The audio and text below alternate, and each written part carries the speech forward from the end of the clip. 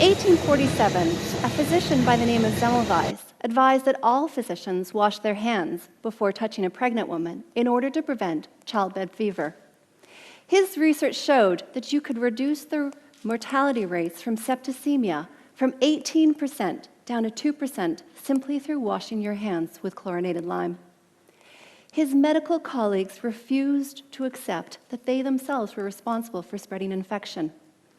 Semmelweis was ridiculed by his peers, dismissed, and the criticism and backlash broke him down, and he died in an asylum 2 weeks later from septicemia at the age of 47.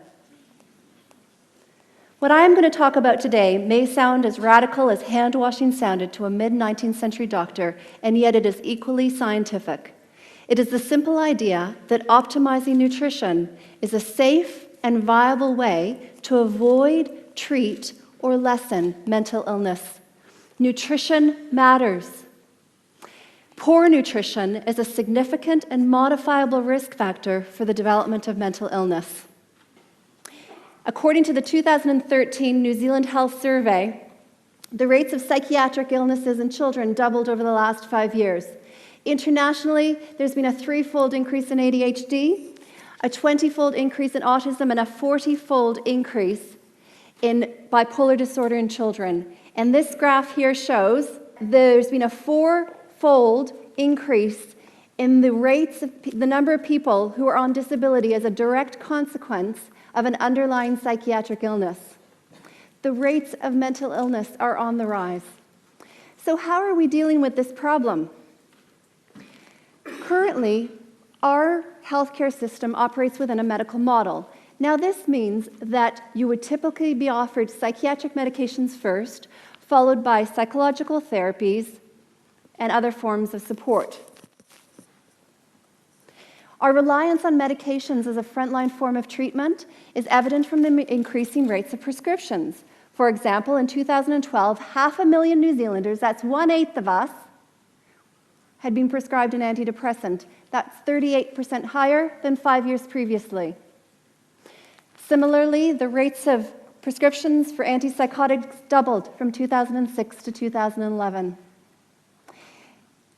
Given that this medical model is fairly universal across all Western societies, you would rightfully expect that it was working well. And indeed, in some cases, these treatments save lives. And I'm not here to dismiss it altogether. However, if a treatment is truly effective, then shouldn't the rates of disorder and disability as a direct consequence of that illness be decreasing rather than increasing? And that's why we need to consider the role that medications might be playing in some of these outcomes. If we take any class of medication, antipsychotics, anti-anxiety medications, antidepressants, the pattern is the same. In the short term, these treatments are often very effective, but in the long term, they aren't. And in some cases, they're making life worse. If we look at, for example, studies that have been done on ADHD children treated with stimulants or Ritalin, in the short term, they are better and better responders than any other form of treatment.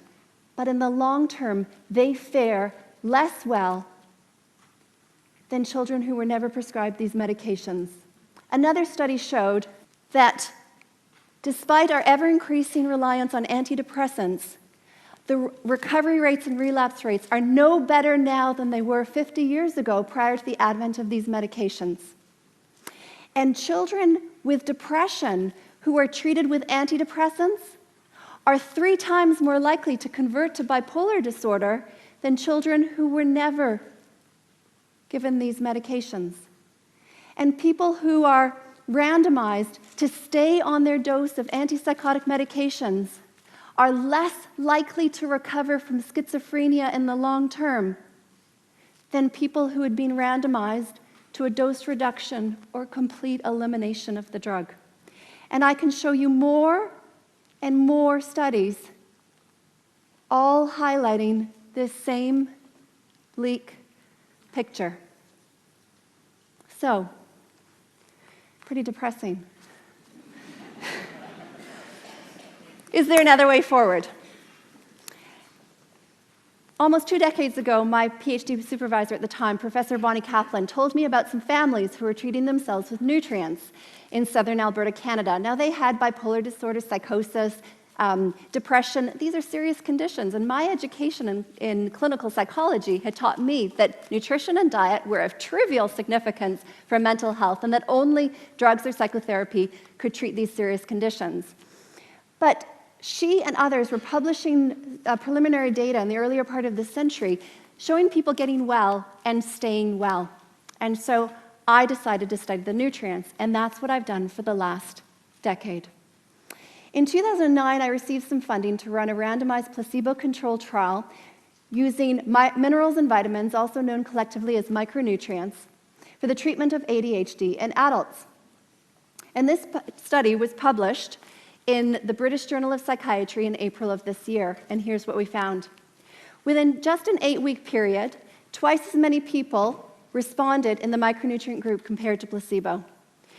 Twice as many people went into remission in their depression in the micronutrient group. Hyperactivity and impulsivity reduced into the normal non-clinical range. And those who were taking the micronutrients were more likely to report that their ADHD symptoms were less impairing and less interfering than in their work and social relationships than people who were on the placebo. And 1 year later, those people who stayed on the micronutrients maintained their changes or showed further improvement, and those who switched to medications or stopped the micronutrients actually showed a worsening of their symptoms. Now, I need to tell you something here, and that is when I say micronutrients, I'm actually referring to a dose higher than what you'd get out of a vitamin pill purchased in the supermarket. In this study, we gave participants up to 15 pills a day with 36 nutrients. So it would be unlikely that if you went and got an over-the-counter supplement, you would unlikely see these positive benefits, both because the dose is lower and the breadth of nutrients is lower. Now, these positive benefits are not confined to a single study. My lab at the University of Canterbury is the Mental Health and Nutrition Research Group, and we've published over 20 papers in medical journals, all documenting the benefits of micronutrients. For example, this study here showed that we could reduce the symptoms of bipolar disorder in children by 50% with a simultaneous reduction in medications. This study here showed that we could reduce rates of probable post-traumatic stress disorder from 65% down to 18% following the Christchurch earthquakes with a 1-month intervention of micronutrients with no change in those not taking the nutrients. Even 1 year later, those people who had received the nutrients were doing better than those who didn't. And we've just replicated these findings in collaboration with researchers at the University of Calgary following the floods of June 2013 in Alberta, Canada. To me, the message is clear that a well-nourished body and brain is better able to withstand ongoing stress and recover from illness. Giving micronutrients in appropriate doses can be an effective and inexpensive public health intervention to improve the mental health of a population following an environmental catastrophe. In my 20-year career, I have rarely seen these dramatic responses from conventional treatments. When people get well, they get well across the board, not only in the symptoms that we treated, but also in other areas like improved sleep, stabilization of mood, reduction in anxiety, and the reduction in need for cigarettes, cannabis, and alcohol. My research and those around the world have shown that 60 to 80% of people respond to micronutrients, showing just how powerful this intervention is. And internationally, there have now been 20 randomized placebo-controlled trials. This is the gold standard that we use to make clinical decisions, showing that we can reduce aggression in prisoners, slow cognitive decline in the elderly, treat depression, anxiety, stress, autism, and ADHD. And they might even be more cost-effective than current conventional treatments. This study here documented the treatment of a 10-year-old boy with psychosis. When his 6-month inpatient treatment with medications was unsuccessful, he was treated with micronutrients. Not only did the micronutrients completely eliminate his hallucinations and delusions, changes that were maintained 6 years later, but the cost of the treatment was less than 2% than the cost of the unsuccessful inpatient treatment. The cost savings alone make it imperative that our society pay attention to the wider benefits of this approach. And there is more good news. Supplementing before mental illness emerges can actually stop these problems from developing in the first place. This fantastic study looked at 81 adolescents at risk for psychosis and randomized them to receive either omega-3 fatty acids in the form of fish oils, essential nutrients for brain health, or placebo for a 12-week period. 1 year later, 5% of those who received the fish oil had converted to psychosis versus 28% of those on placebo. That represents an 80% reduction in the chances of you converting to psychosis simply through giving fish oils.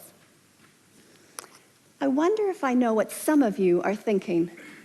I wonder if some of you are thinking, hold on, why don't I just eat better?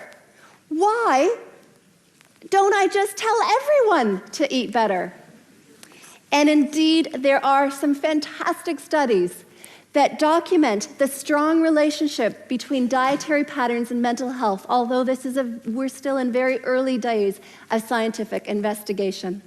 We don't know who would benefit from dietary manipulation alone and who may need the additional boost from extra nutrients. But even in the last 5 years, there have been 11 epidemiological studies cross-sectionally and around and longitudinally in large populations around the world, all showing the same thing. The more you eat a prudent or Mediterranean or unprocessed type of diet, the lower your risk for depression. And the more you eat the Western diet or processed food, the higher your risk for depression. I know of only one study that has not found this association, and not a single study shows that the Western diet is good for our mental health. What is the Western diet? Well, it's one that is heavily processed, high in refined grains, sugary drinks, takeaways, and low in fresh produce. And the healthy diet is one that is fresh, high in fruits and vegetables, high in fish, nuts, healthy fats, and low in processed foods. What your grandmother would recognize as food. There are still many questions remaining about the relationship between mental health and nutrition. What role do genetics play in determining who's going to respond to nutrients and who needs additional nutrients than they can get out of their diet? What role does an infected, inflamed gut play in the absorption of nutrients? It's not we are what we eat, it's we are what we absorb. And what role do medications play in determining how effective the nutrients are? Combining medications and nutrients is actually complicated, and we need more research and better understanding these interactions. But ultimately, we need to know how long these good benefits last. So with all of this data, this rich data highlighting the power of nutrition, I think we can make some individual and collective changes now. We could reconsider our current treatment approach, prioritize lifestyle factors, healthy eating, exercise, supplements when necessary, psychological treatments, and save medications for when these approaches don't work. If nutrients work, then shouldn't they be covered through our healthcare system?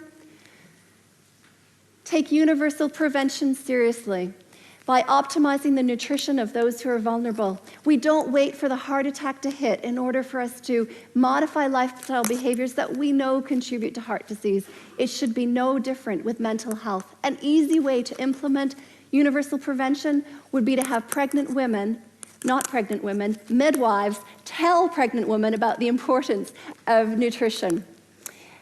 Nutrient-depleted mothers produce nutrient-depleted children. Nutrient-poor foods during pregnancy increase the chances that your child will have a mental health problem. Learn about the risks of cheap processed foods. As Michael Pollan stated, cheap food is an illusion. There is no such thing as cheap food.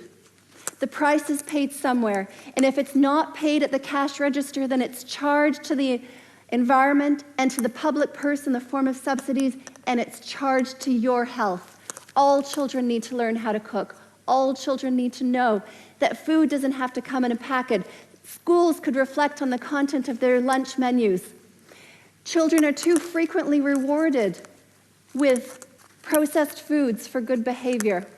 We need to reflect on whether or not this pairing intuitively makes sense. Ultimately, we have a responsibility to teach them that every time they put something in their mouths, they make a choice to eat something nourishing or something nutritionally depleted.